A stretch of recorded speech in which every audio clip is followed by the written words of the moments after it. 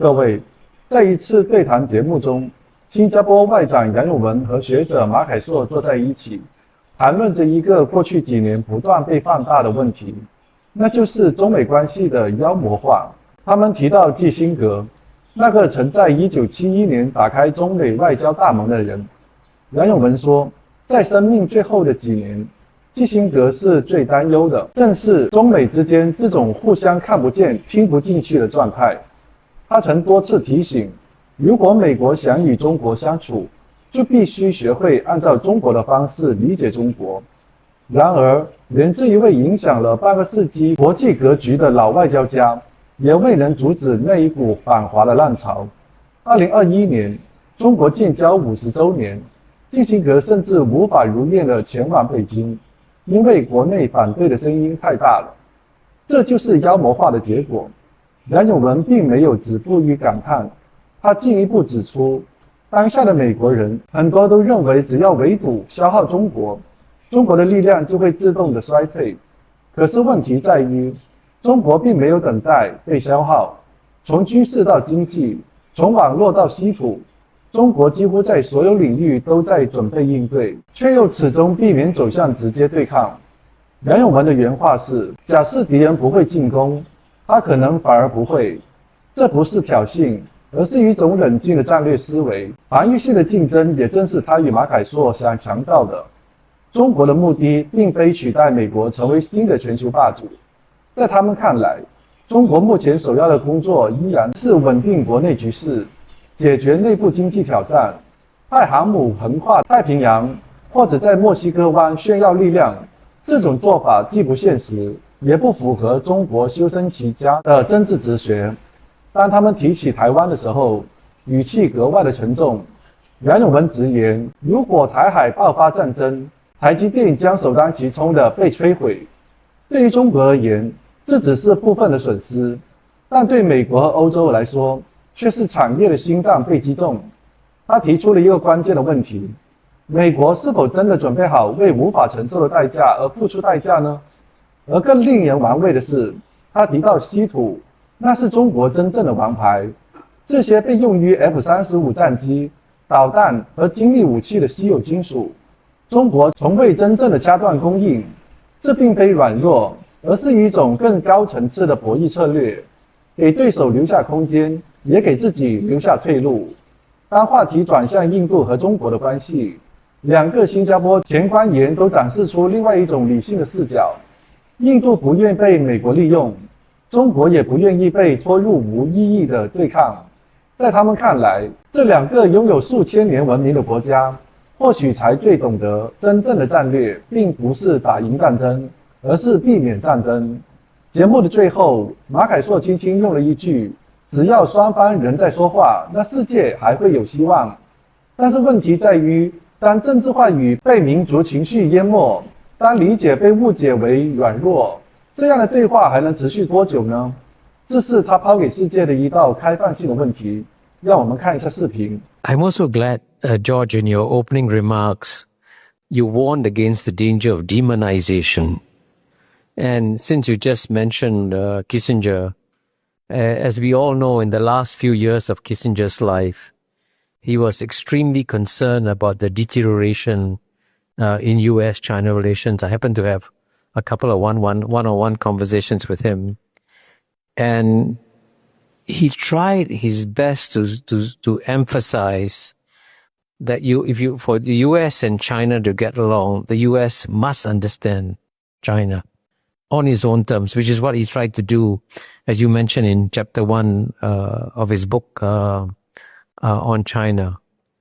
But the sad part of it all is that even though Kissinger was incredibly influential, he couldn't stop the tide of demonization. In fact, the sad part is that even on the 50th anniversary of his historic visit to Beijing in 1971, which was, by the way, the year was 2021, he couldn't go to Beijing to celebrate the 50th anniversary because the mood was so anti-China that he would have been seen to be disloyal. And that was the result of demonization. So the question, therefore, is what do you think we can do in practical terms to handle these challenges of demonization? Well, specifically on US-China relations, I'm not entirely pessimistic, and I'll give you the reason for this. I was at Tsinghua University just last month for the peace conference. But unlike the Asian Peace Program, China's Peace Forum is a big thing. I mean, big halls, big dinners at Diao Tai, Vice President turns up, makes a long speech. It's China's approach. There are very few senior Americans. So I asked the Chinese, I said, how come? Did you not invite them? They said, we did. But they won't come because they'll be criticized back in the US. This to me was alarming because even if China is an opponent, an enemy, you must know China. You must know your interlocutor, your protagonist. Otherwise you're at a disadvantage. But even for China, it is a disadvantage because the possibility of win-win outcomes diminish.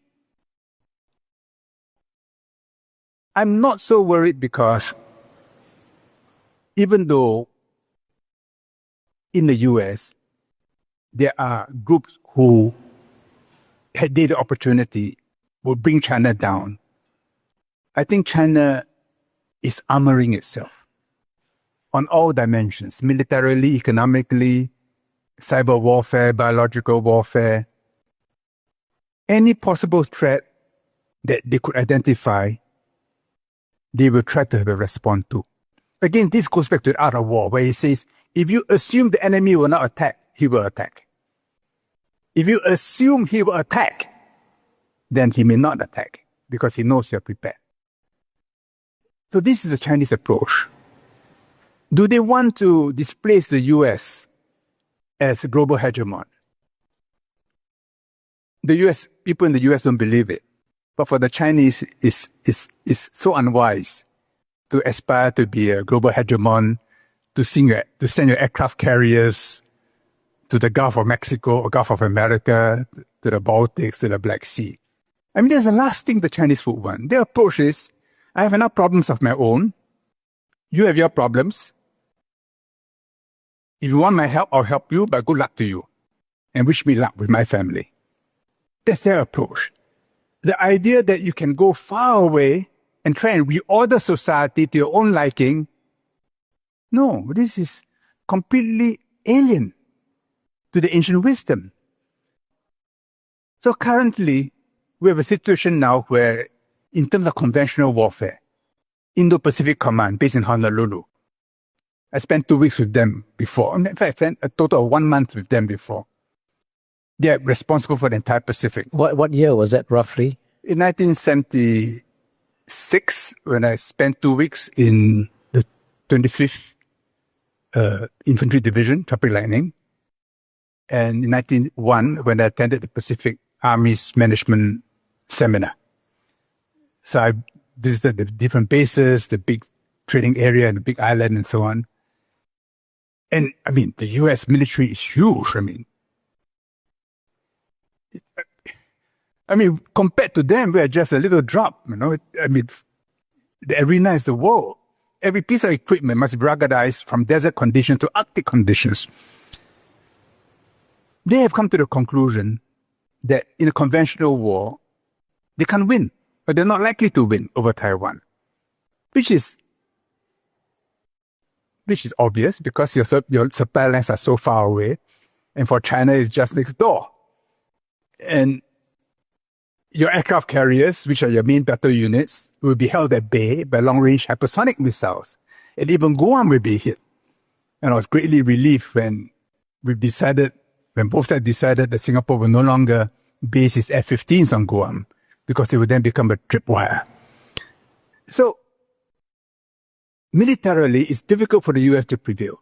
Even though if the US had its wishes, you want to keep Taiwan separate from China forever.